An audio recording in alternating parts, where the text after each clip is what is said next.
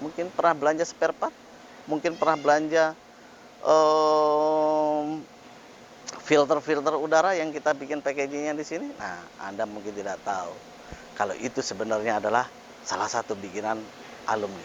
Yuk, kita langsung masuk ke workshop.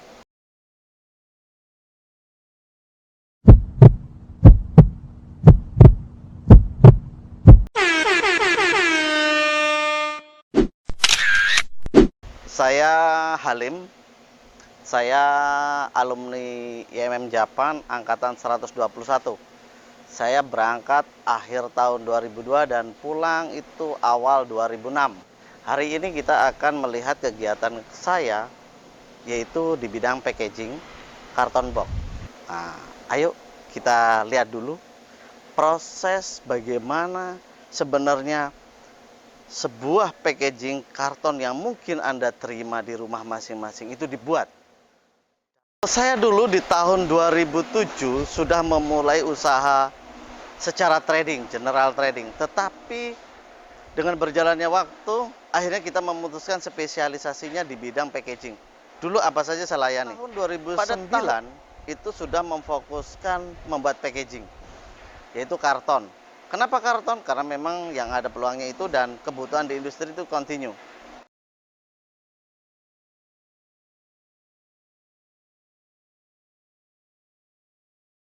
Alhamdulillah saya sudah mampu mempekerjakan untuk di bidang packaging ini 17 orang.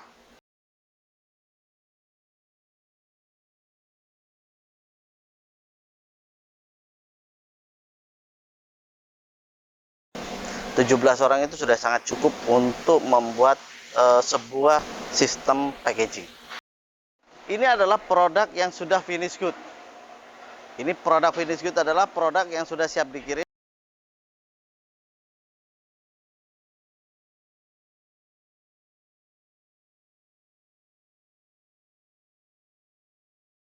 Ini adalah beberapa contoh produk untuk spare part. Ini adalah salah satu produk makanan. Nah, ini cukup lama customer saya Kirby ini. Ini adalah produk agar-agar premium. Nah, itu salah satu customer saya yang terlama. Dan ini semua barang yang sudah siap dikirim. Part-part kabel otomotif juga menjadi salah satu customer kita. Apabila karakter packaging itu untuk ekspor, nah biasanya ada dadakan. Bila sudah continue, kita selalu menyediakan stok sekitar 25% dari rata-rata konsumsi dia 1 bulan. Sehingga customer itu akan aman apabila mendadak membutuhkan packaging dari kita. Tentunya dengan spek dan yang ukuran yang sama yang sudah running ya. Nah, pembuatan karton itu yang awalnya itu akan dilakukan pengukuran dan pemotongan yang pertama. Nah, dari bahan baku itu akan kita proses menjadi potongan seperti yang ada sekarang. Ini memotong dan membending. Proses mesin ini namanya proses mesin sliter. Di sini yang dilakukan adalah memotong dan membending. Di sini, ini speknya double craft medium. Ini masih mulus, tidak ada bending, tidak ada potongan ataupun bentuk yang seperti apa-apa. Nah, setelah diproses di mesin, kita akan melihat perbedaannya. Nah, ini outputnya setelah keluar, ada potongan, ada sisiran potongan, dan ada bentuk sesuai ukuran yang diinginkan. Sudah ada gracing. Nah, kita nyebutnya gracing istilahnya. Di sini sudah terbentuk sesuai ukuran yang diinginkan. Nah, mungkin kalau jarak jauh kurang kelihatan, saya bantu. Nah, kalau tadi tidak ada pola tekuk, sekarang di tekuk sudah bisa mengikuti jalur yang sudah, ukuran yang sudah dibentuk oleh operator. Ini adalah proses coaknya. Biasanya karton itu untuk lipatan ada coakan seperti ini kebetulan bikin partisi, jadi ukurannya kecil. Tapi kalau karton itu biasanya panjang, dan itu bisa disetting di mesinnya untuk membuat flap lipatan setiap kartonnya. Nah, seperti itu. Setelah dicoak, kalau ada printing biasanya dilakukan printing setelah digresing, di printing dulu, baru dicoak. Tetapi kalau tidak ada printing, setelah coak, maka akan masuk ke dalam proses jahit. Kebetulan hari ini lagi jahit palet. Ya, oke. Hari ini ternyata belum ada proses pembuatan untuk karton box, tetapi paper pallet. Nah, ini paper pallet ini biasanya juga untuk ekspor. Paper pallet itu macam-macam. Ada yang kekuatannya ringan, hanya ratusan kilo, sampai bisa menahan beban sampai tonase. Jadi sesuai dengan kebutuhan, bisa disesuaikan spek dan kekuatannya, biar ekonomis dan efisien. Nah, kalau ini yang kita lihat ini adalah proses ngepon.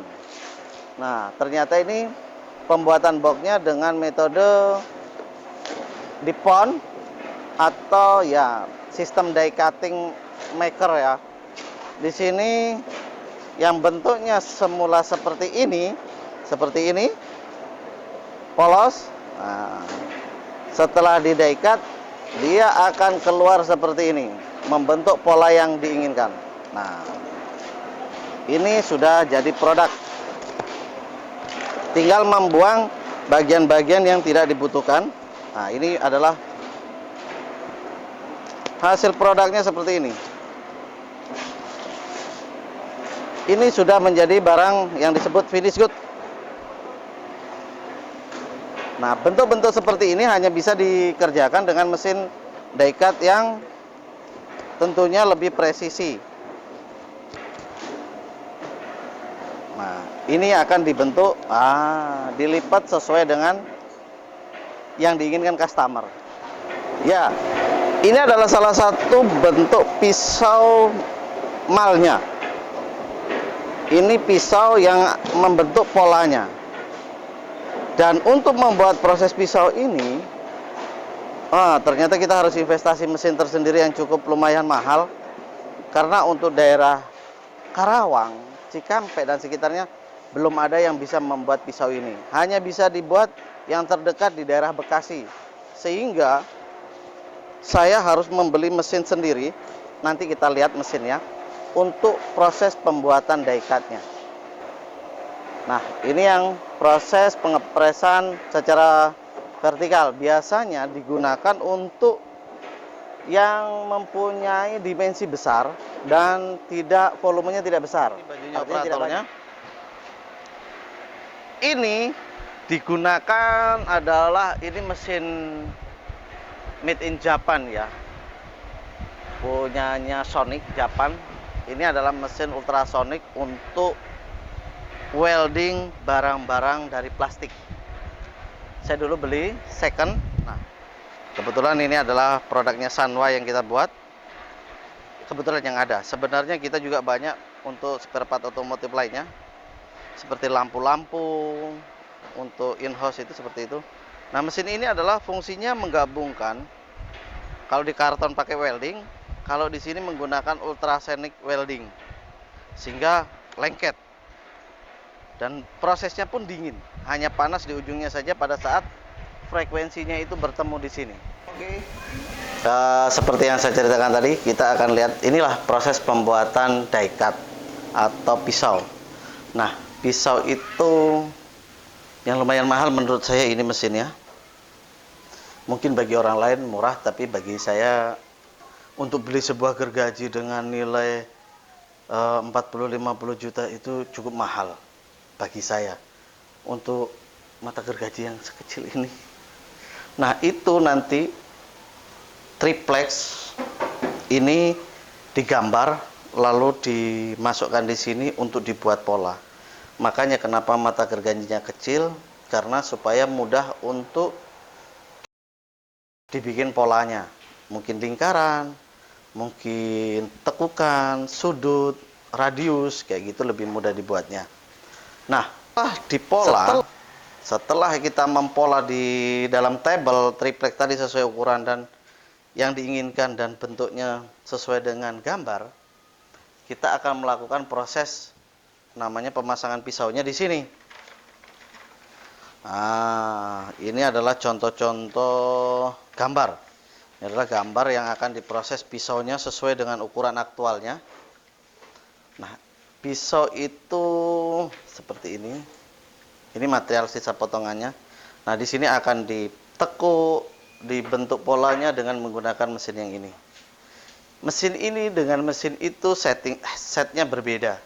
Untuk membuat tekukan begini saja yang made in China atau Taiwan itu harganya sudah 3 mesin ini itu sudah sekitar 75 juta hanya untuk membending plat.